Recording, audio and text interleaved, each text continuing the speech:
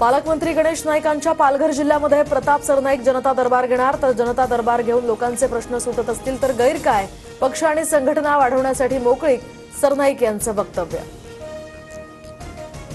ठाणे महापालिकेवर भाजपचा झेंडा फडकला पाहिजे, युती संदर्भात वरिष्ठ नेते निर्णय घेतील, भाजपचे माजी खासदार संजीव नाईक यांची प्रतिक्रिया।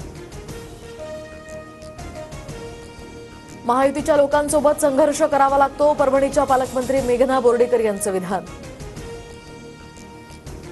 कुणाची शिवसेना खरी आणि कुणाची राष्ट्रवादी खरी हे जनतेनं दाखवलं, पुण्यातील कार्यक्रमातनं अमित शहांचा ठाकरे आणि पवारांवर निशाणा। मुख्यमंत्र्यांची आज विधिमंडळ कामकाज सल्लागार समितीसोबत बैठक, तर विधानसभा आणि विधान परिषद कामकाज समितीचा मुख्यमंत्री आढावा घेणार।